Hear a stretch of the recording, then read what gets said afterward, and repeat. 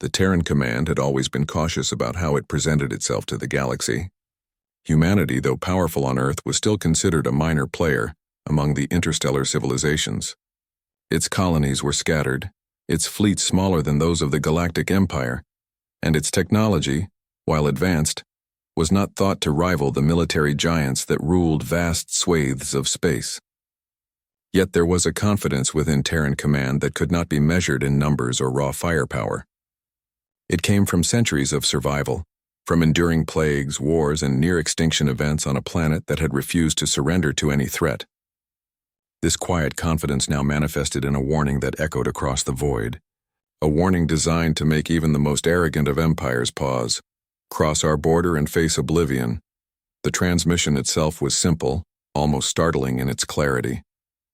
There was no embellishment, no threats of minor skirmishes, no diplomatic niceties. It was a single stark message delivered across multiple frequencies, reaching every known system within the Empire's sphere of influence. Scientists, generals, and politicians alike watched the message propagate through the galactic networks. For many, the words seemed almost unbelievable. A young species, barely a century into its interstellar expansion, speaking in a tone so absolute and unyielding, it was unprecedented. Observers from within Terran Command knew the message carried weight because it was backed by action, not just words. Satellites had been positioned at strategic points along the border. Fleets, though smaller than the Imperial armadas, had been stationed with meticulous precision, ready to respond with lethal efficiency. AI systems analyzed millions of potential battle scenarios, mapping out the Empire's likely moves and devising countermeasures that no human commander could memorize in entirety. It was not bluff. It was preparation honed over decades of anticipation. Within the heart of Terran space, in the command centers orbiting Earth, the officers responsible for sending the message watched as it left the system. Each of them understood the gravity of the moment. This was not a threat made lightly. If the Empire chose to ignore it, the consequences could be catastrophic. Entire colonies could be lost, fleets destroyed, and billions of lives endangered. Yet there was no hesitation. Humanity's leaders had seen the writing on the wall. The Empire was expanding, consuming resources, and subjugating weaker civilizations. It was inevitable that sooner or later Terran space would come under scrutiny. By sending the warning, they were staking a claim, both literally and figuratively, that Earth and its colonies would not be conquered without unimaginable cost. Reactions across the galaxy varied. Among the smaller systems allied with the Empire, there was disbelief. Many thought the message was an empty threat, a last-ditch attempt by a fledgling civilization to appear powerful. They can't possibly enforce such a warning, was the common sentiment. Others, more cautious, watched quietly, noting the sudden increase in patrols and fleet movements along the Terran borders. Traders, diplomats, and even smugglers began to whisper about Terran determination, the sudden urgency in their communications, the precision in their maneuvers. It was as if the entire species had prepared for this moment for generations, and now it had arrived. Even within the Galactic Empire, the warning caused subtle ripples of unease. High-ranking officials, accustomed to issuing commands that were followed without question, found themselves debating the seriousness of the Terran statement. Intelligence reports described Earth as a world that had endured catastrophes and emerged stronger each time. Military analysts noted the unusually coordinated presence of Terran fleets and defensive satellites near the border. Political advisors reminded the Emperor that even a minor miscalculation could escalate into a war that might be costly, not just in lives, but in reputation and control over the outer systems. Despite all this, many in the Imperial hierarchy dismissed the warning. They believed Terran bravado was exactly that, bravado. It was easier to underestimate a small power than to consider the possibility of being genuinely challenged. Meanwhile, on Terran planets and colonies, the warning was received with a mixture of pride and anxiety. Citizens watched the broadcast on their holoscreens, listening to the words repeated over and over. Families, students, and workers all understood that their survival could now depend on the reaction of a civilization that spanned thousands of star systems. There was pride in knowing that humanity was willing to stand against the largest military power in the galaxy. But there was also fear. The warning was a promise of consequences, and consequences could be devastating. Yet even with fear present, There was a determination among humans that had always defined them. The message was not meant to scare the Terrans themselves. It was a declaration of resolve that reminded everyone of what humanity had endured and what it could endure again. In the days following the broadcast, Terran Command monitored the Empire's movements carefully. Every starship departure, every message traffic spike, every unusual scanning pattern was analyzed. The Empire was testing, probing, looking for weaknesses or signs of hesitation. Terran analysts anticipated this and prepared countermeasures. Strategic plans were reviewed repeatedly, new simulations ran constantly, modeling potential invasion routes, predicting fleet formations, and calculating the best possible responses to multiple attack scenarios. The level of preparation was exhausting but necessary. The message of warning meant nothing without the ability to enforce it. As the tension built, Terran historians and scholars began to reflect on the significance of the warning. Earth had survived countless threats over centuries: global wars, environmental collapse, economic crashes, pandemics, and had grown stronger each time. This moment in space was no different. Humanity had learned that threats must be met with preparation, confidence, and, when necessary, decisive action. The warning was not just military strategy. It was the culmination of a cultural understanding that survival required courage, foresight, and the willingness to stand firm against seemingly insurmountable odds. The simplicity of the message belied the complex reality behind it. Every starship and satellite in the border zone was a product of decades of research, testing, and refinement. Every strategy was the result of countless simulations and historical studies. Every officer, technician, and crew member involved in the execution of Terran defense had been trained to respond precisely, efficiently, and without hesitation. The warning was more than words. It was a demonstration of a civilization prepared to face extinction if it meant defending its sovereignty. By the time the Imperial observers could analyze the warning fully, the echo of Terran confidence had already spread throughout the nearby systems. Allies of humanity, minor civilizations caught between Terran space and the Empire, began to reconsider their positions. Some moved closer to Terran influence, offering intelligence or logistical support. Others quietly strengthened their own defenses, unsure if they would be drawn into the conflict that seemed increasingly inevitable. Even among neutral observers, there was respect for the audacity and clarity of the Terran message. It was rare to witness a civilization issue such an unequivocal statement of intent, and then follow through with meticulous preparation that made the words credible. The broadcast, simple as it was, became a symbol of humanity's identity in the galaxy. It spoke of resilience, of refusal to bow to threats, and of a willingness to endure unimaginable challenges to protect what was theirs. It became a reference point for other civilizations facing the Empire, a quiet but undeniable reminder that even the youngest species in the galaxy could command respect if it understood its strengths and was willing to act on them decisively. The initial shockwaves of the warning faded. Terran Command did not relax. Instead, it focused on observation, on patience, and on preparation for the moment when the Empire might respond. The galaxy had heard the words, but now Terran forces needed to ensure that the message was more than rhetoric.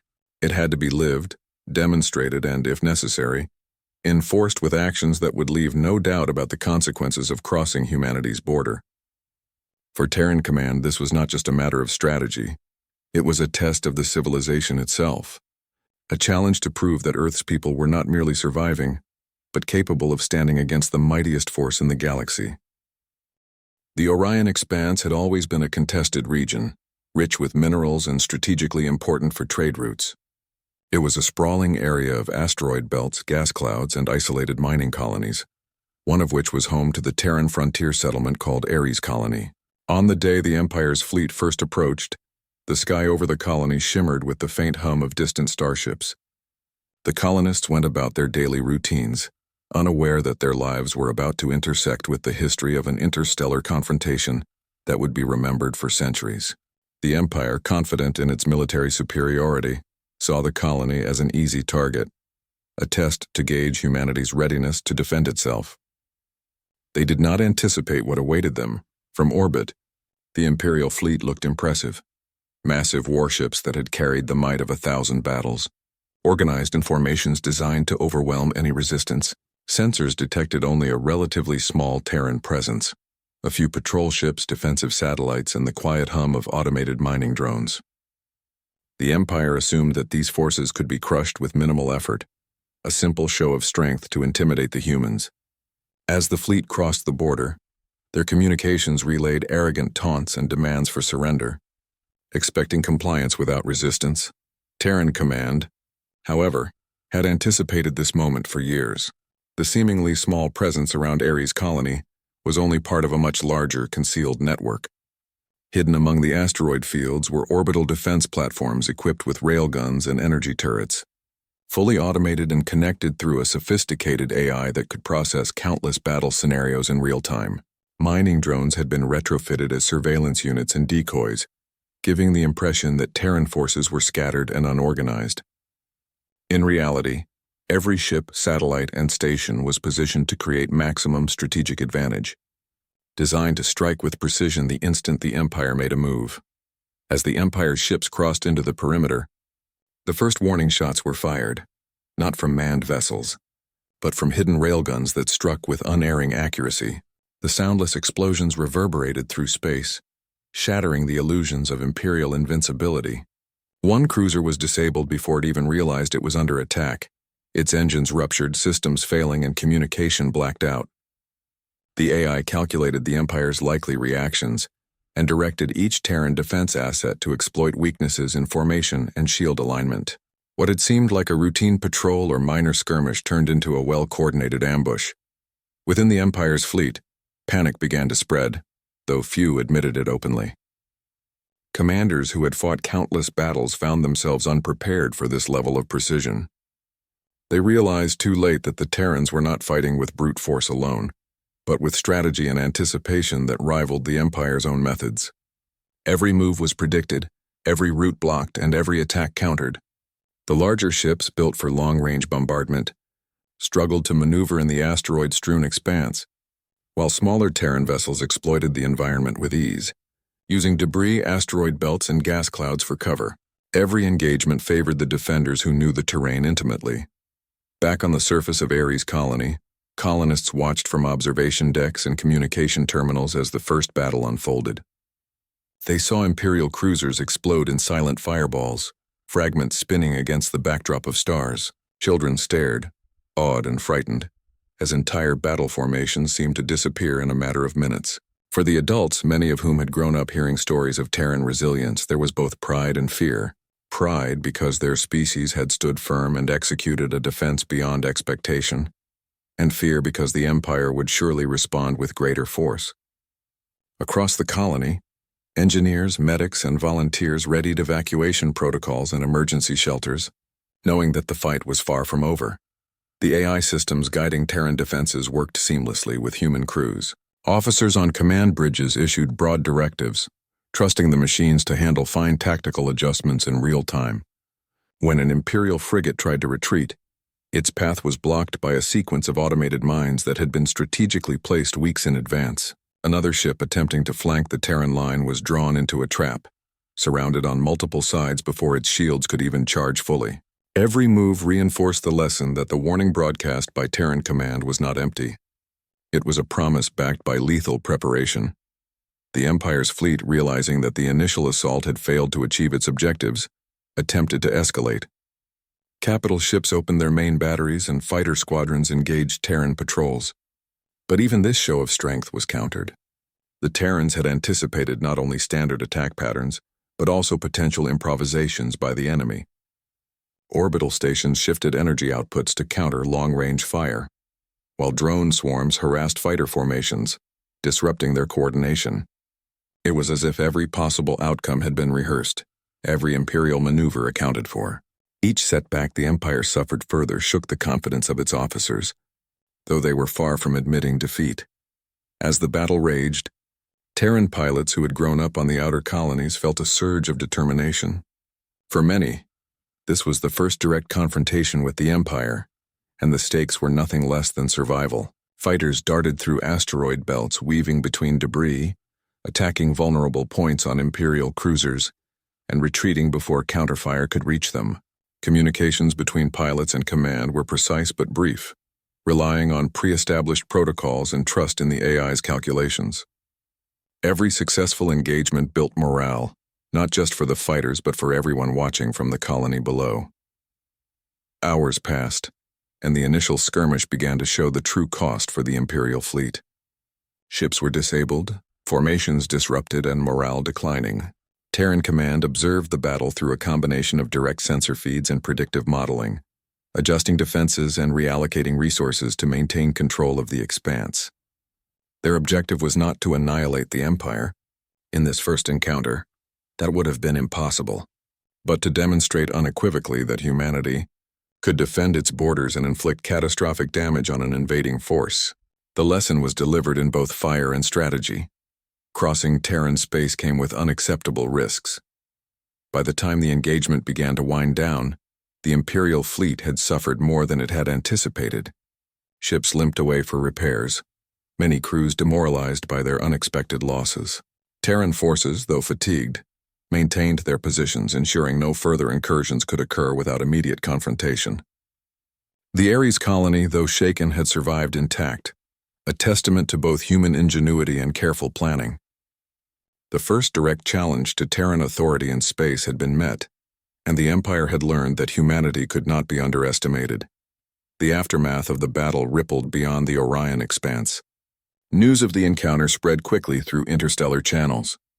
Traders, spies, and neutral observers who had witnessed the conflict firsthand reported back to their home systems, sharing detailed accounts of the Terran defense. The story of small fleets and hidden satellites holding back one of the galaxy's most formidable powers became the subject of discussions in political councils, academies, and military academies alike. It was a moment that redefined perceptions, forcing the galaxy to reconsider the capabilities of a species that had once been dismissed as insignificant. In the days that followed, Terran Command continued to monitor the Empire, ready for any further moves. The message sent months earlier had been reinforced with action, proving that Terrans were willing and capable of defending their space with overwhelming determination. The battle at Orion Expanse was only the beginning, but it had set the tone. Humanity had declared through strategy and courage that its borders were not to be crossed lightly. The Empire, once confident in its superiority, now faced a species that had combined intelligence, preparation, and sheer resolve into a formidable shield. The Empire's first losses at Orion Expanse shook its command, but it did not deter them. If anything, it hardened their resolve. For the Galactic Empire, retreat was never considered a long-term solution. They were accustomed to overwhelming any opposition with sheer numbers and firepower, and this failure, though unexpected, was treated as a minor setback. Plans were quickly drawn to retaliate with a larger armada, far greater than anything the Terrans had faced. The Imperial High Command gathered its warships near the border, coordinating an attack that combined capital ships, cruisers, and swarms of fighters. They assumed that the Terrans, though clever, could not possibly hold back such a force. Terran Command, however, had anticipated escalation. Intelligence reports had indicated that the Empire would not respond with restraint. Terran scientists, officers, and strategists worked tirelessly to prepare for the next confrontation. Supply lines were reinforced, repair facilities put on high alert, and every defensive satellite was upgraded with the latest targeting algorithms. Humans trained relentlessly in simulations, practicing coordinated maneuvers, evasions, and counterattacks. It was not just preparation for a battle. It was preparation for survival on a scale that had never been attempted before. When the Imperial Armada finally advanced, it was enormous. The fleet stretched across kilometers of space, with warships so massive that even the largest Terran cruisers seemed tiny in comparison. Fighters swarmed around them like insects around a bonfire, and every ship carried weapons designed to annihilate planets if necessary. The Terrans observed silently from their command stations, knowing that open engagement would be deadly if they miscalculated. Yet they were not afraid. Decades of careful planning combined with instinct honed by past crises on Earth gave them a quiet confidence. They had prepared for this moment, and now it was time to prove that preparation could match raw power. The first exchange of fire was sudden and brutal. The Empire launched long-range bombardments to soften Terran positions, expecting little resistance beyond minor patrol ships. Instead, the Terran defense network responded immediately, guided by artificial intelligence that predicted the trajectory of every missile, torpedo, and energy blast.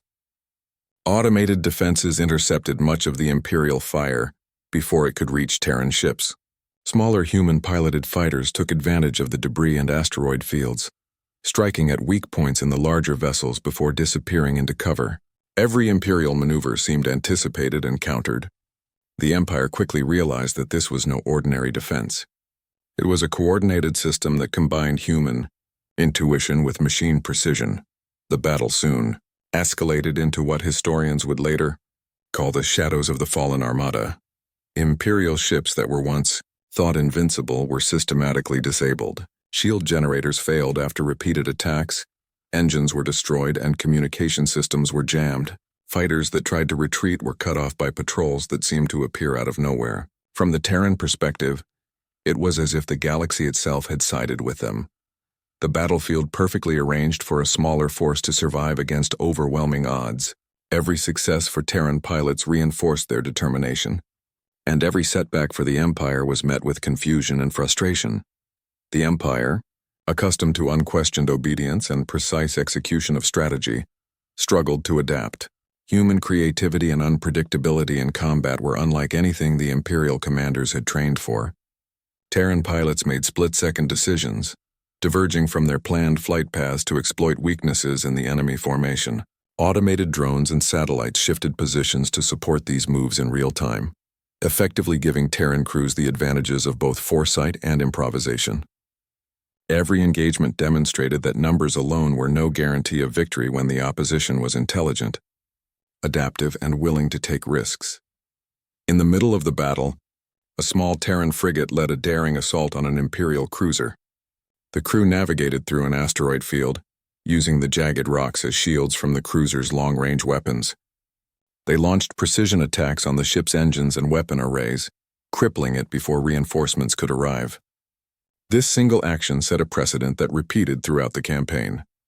Terrans leveraged knowledge of the terrain, ingenuity, and precision attacks to outmaneuver a far larger opponent. The Empire had underestimated the Terrans' ability to combine strategy with technology, and that misjudgment was costing them dearly. Terran Command also recognized the importance of morale. Messages were sent to every pilot, officer, and support crew, reinforcing that they were part of a fight that would define humanity's place in the galaxy. Even the colonists in the outer settlements were encouraged to support the effort, whether by relaying intelligence, maintaining supply chains, or assisting with communications. The battle was not just fought with weapons, it was fought with unity, resilience, and the understanding that every individual's contribution mattered. This sense of shared purpose amplified the effectiveness of Terran forces far beyond their numerical strength. As the engagement continued, the Imperial fleet began to experience what would later be described as operational paralysis. Commanders hesitated, unsure which threats to prioritize, while Terran forces moved fluidly between offense and defense. A cruiser attempting to shield a retreating formation suddenly found itself isolated and under attack from multiple directions.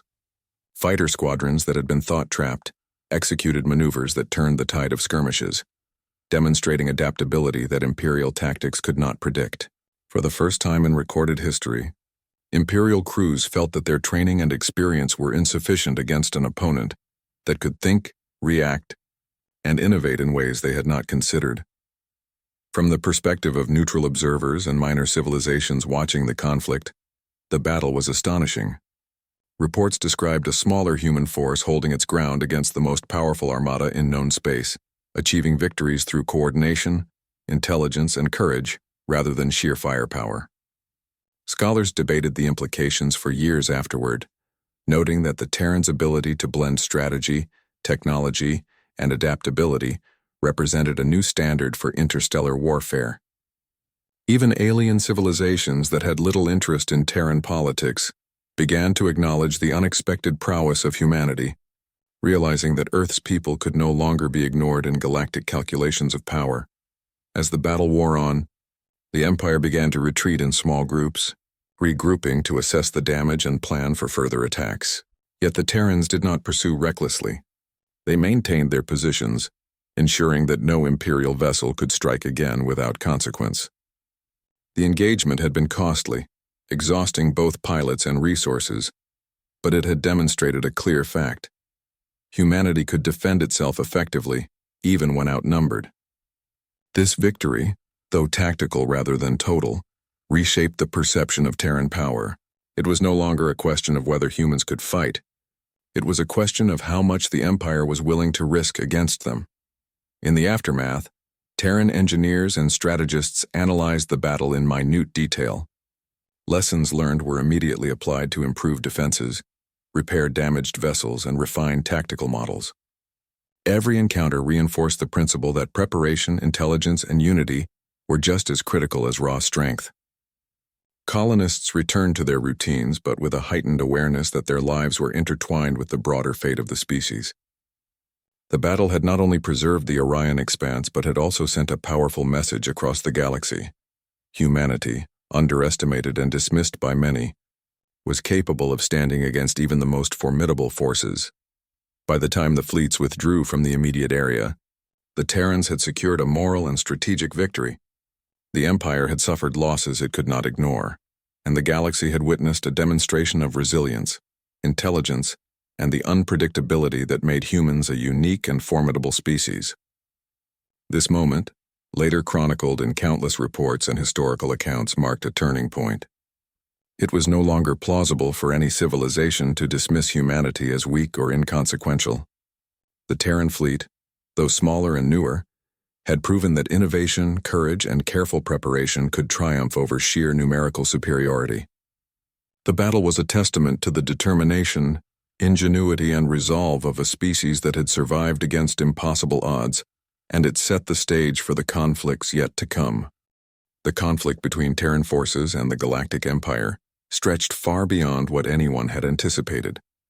What had begun as a series of skirmishes at the Orion expanse evolved into a war that spanned systems, colonies, and star clusters. The Empire, unwilling to concede, threw vast fleets into the fight, confident that their superiority in numbers and firepower would eventually overwhelm the Terrans. Yet every move they made was met with careful resistance, precise counterattacks, and strategic withdrawals designed to maximize their advantage. It became clear quickly that this would not be a short war. It would be a war of attrition, testing the endurance, intelligence, and resilience of both sides. Terran Command faced a monumental challenge. Maintaining supply lines across hundreds of light years, repairing damaged vessels, and sustaining morale in a prolonged conflict required constant attention and innovation. Colonies became vital hubs for logistics, with every ship, crew, and resource meticulously accounted for.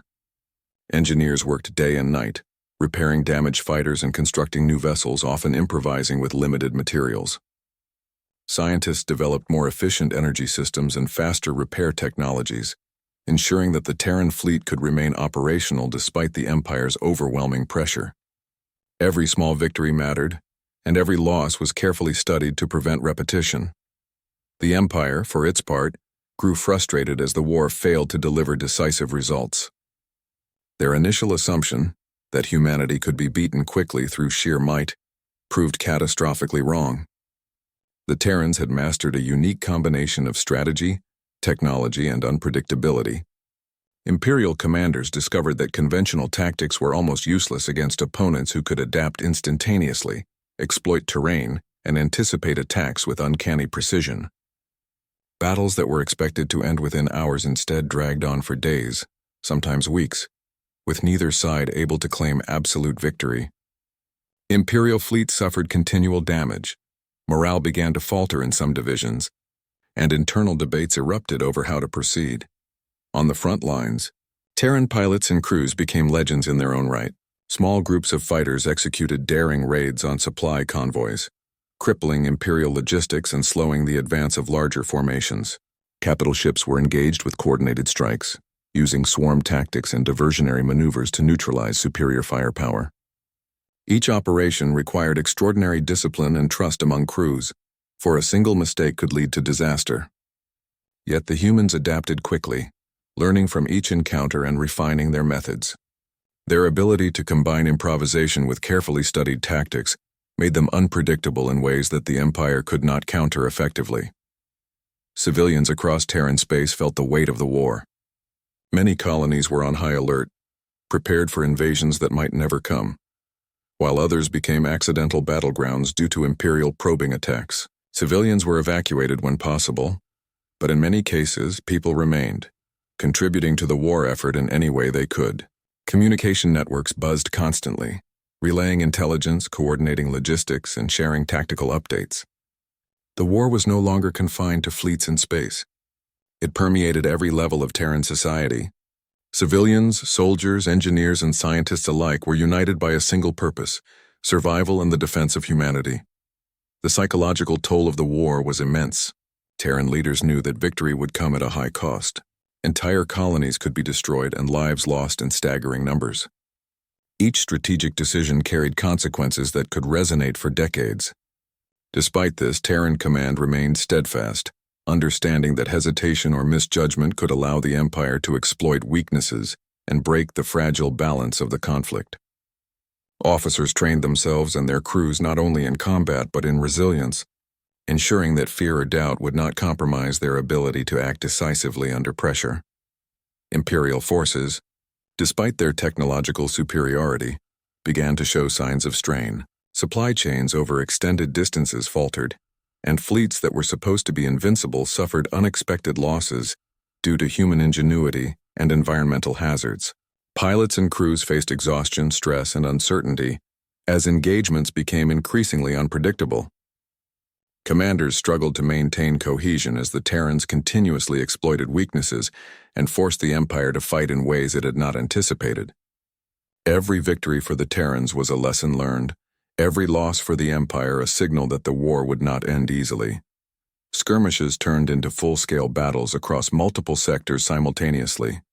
The Terrans used hit-and-run tactics to prevent the Empire from concentrating its power in a single location. Smaller fleets acted as distractions, drawing Imperial attention away from more critical operations. The Terrans' ability to strike quickly, retreat, and regroup gave them an asymmetric advantage, making them far more effective than their numbers suggested. Each encounter became a test of endurance, planning, and the ability to exploit weaknesses in an opponent who relied heavily on rigid command structures. Meanwhile, intelligence played a crucial role in sustaining Terran resistance. Spies, informants, and intercepted communications allowed Terran strategists to predict Imperial movements with increasing accuracy. Every piece of information was analyzed, mapped, and incorporated into future operations. Unlike the Empire, which often relied on raw force, the Terrans used knowledge as a weapon. Anticipating attacks, understanding supply routes, and exploiting predictable behavior became essential tools for survival. This gave humanity a psychological edge as well, as Imperial forces began to understand that they were fighting an opponent who could outthink and outmaneuver them. As the war dragged on, both sides began to understand the high stakes involved.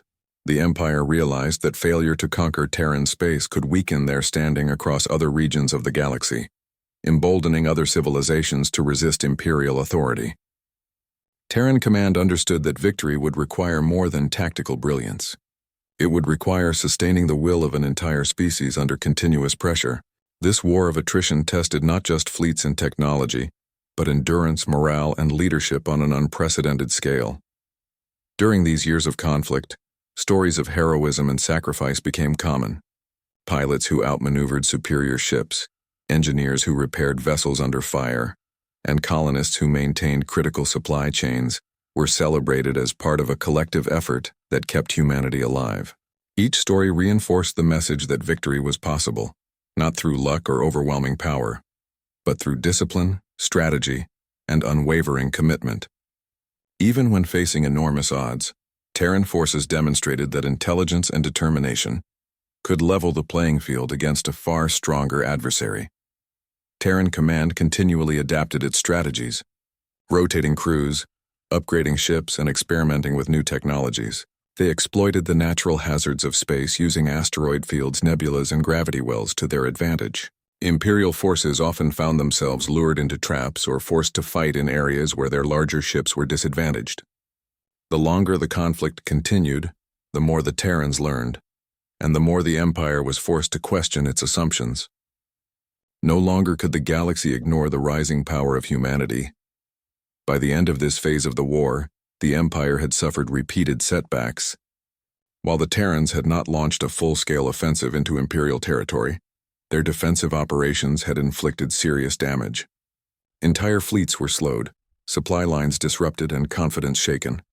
Meanwhile, the Terrans, though exhausted and suffering losses of their own, had proven their capacity to endure and adapt under constant pressure. The war of attrition had begun to favor those who combined intelligence, unity, and flexibility over sheer size and brute force.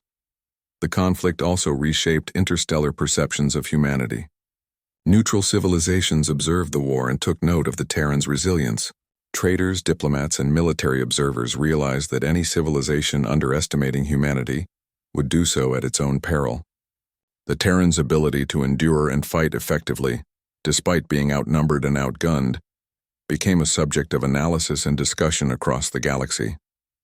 What had begun as a defense of the Orion expanse had evolved into a broader demonstration of human capability and strategic ingenuity. In the end, the war of attrition was not merely about territory or resources. It was about demonstrating that humanity could survive against one of the most powerful forces in the galaxy. The long months and years of conflict tested endurance, intelligence, and the willingness to sacrifice. Every victory, every defensive success, and every lesson learned strengthened Terran resolve. The galaxy was witnessing something unprecedented, a species that refused to submit, learning and adapting in real time, and forcing even the mightiest empire to recognize that victory would be neither simple nor assured. After years of brutal conflict, the Galactic Empire finally began to realize that further aggression against Terran space would be catastrophic. Their fleets had been repeatedly outmaneuvered, supply lines disrupted, and morale strained by a civilization that refused to break, despite overwhelming odds. Terran forces, though smaller in number, had demonstrated not only superior strategic thinking, but also an extraordinary capacity to endure, adapt, and fight with relentless determination. The Empire, once arrogant in its assumptions about humanity's weakness, had been forced to confront an uncomfortable truth. Earth's people were no longer a minor power. They were a force that could not be ignored. The Accord of Sol, which would formalize peace between the Empire and Terran command, was the result of long, careful negotiations. Imperial diplomats, weary from repeated setbacks and aware of the growing reputation of humanity across the galaxy, sought terms that would prevent further losses.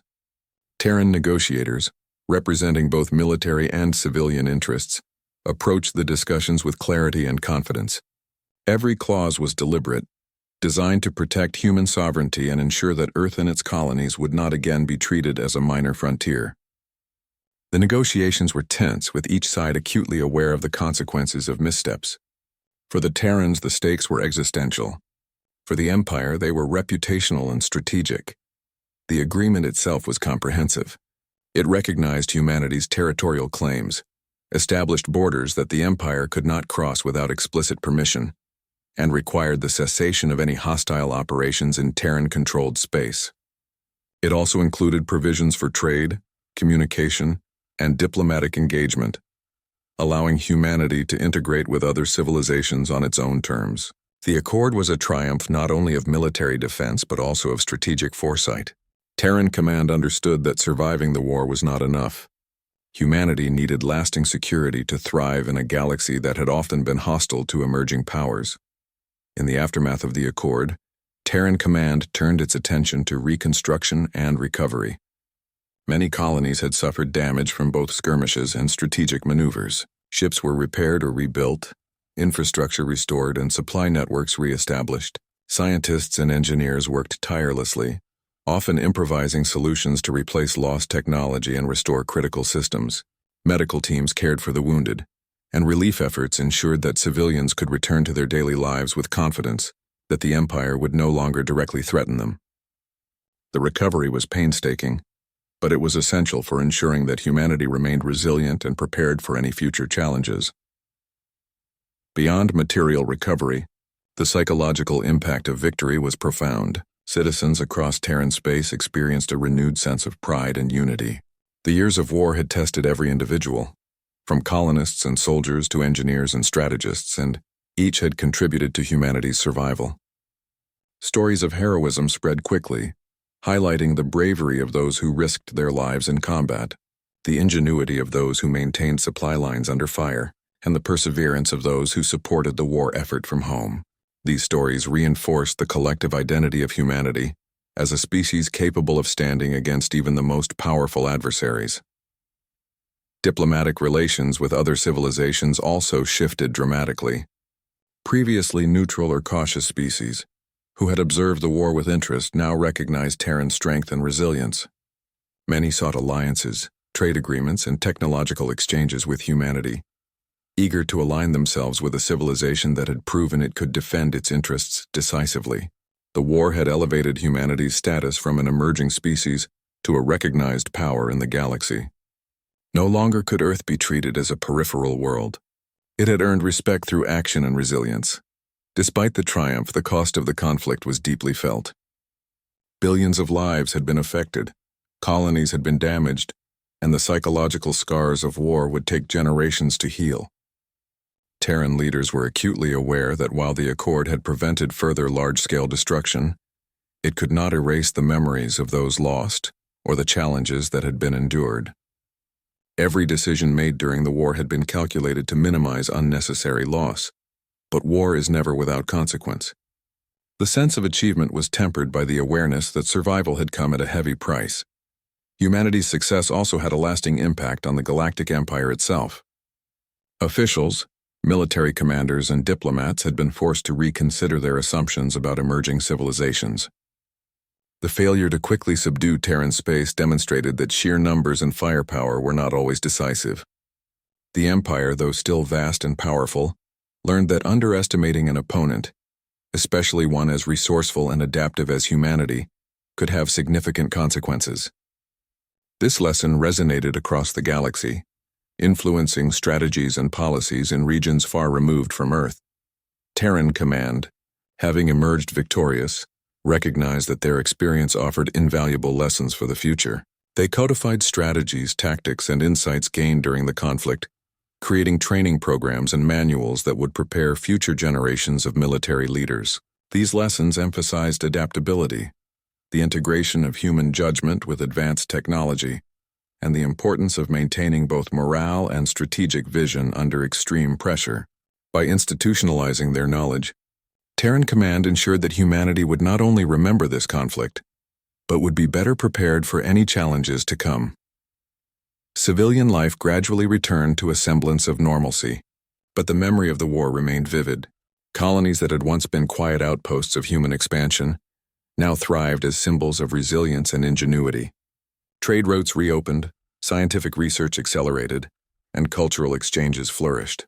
Art, literature, and historical accounts reflected the experiences of the war, celebrating both survival and the capacity for coordinated effort on an unprecedented scale. The war had shaped humanity's identity in space, reinforcing values of unity, resourcefulness, and courage. One of the most profound consequences of the conflict was the sense of responsibility that humanity now felt toward the galaxy. Having demonstrated their ability to resist the Empire, Terrans understood that power brought both opportunity and obligation. They had not only defended their space but had set a precedent for other civilizations that might face domination. Humanity's actions had become a symbol of resilience, showing that even a relatively young species could command respect and shape galactic dynamics through determination, strategy, and the defense of core principles. The peace that followed the Accord of Sol was both fragile and lasting. While skirmishes and minor conflicts would continue in distant systems, the main threat from the Empire had been neutralized. Terran fleets remained vigilant, colonies fortified, and diplomatic channels kept open to prevent misunderstandings. Humanity had learned that survival required constant awareness, preparation, and the ability to adapt to changing circumstances. The war had ended, but the lessons it provided would guide decisions for decades, shaping both military doctrine and the broader philosophy of interstellar engagement. As humanity looked to the stars after the conflict, there was a quiet sense of accomplishment and possibility. The galaxy had taken notice, and Earth's people understood that their actions had changed the course of history. They were no longer merely explorers or colonists. They were recognized as a civilization capable of defending itself, negotiating with powerful neighbors and influencing the course of galactic events. Every planet, every colony, and every fleet carried the memory of the struggle and the determination to ensure that humanity's sovereignty would be respected for generations to come. In the final reckoning, the war proved more than a military contest. It was a test of humanity's character. It demonstrated the species' capacity to endure hardship, make intelligent decisions under pressure, and act collectively in pursuit of survival and dignity. While the cost had been immense, the results were undeniable. Humanity had secured its place in the galaxy, not through domination but through resilience, strategy, and unwavering determination. The stars themselves seemed to acknowledge this achievement, as humans expanded their influence with caution, confidence, and a new understanding of what it meant to survive and thrive among the many civilizations of space.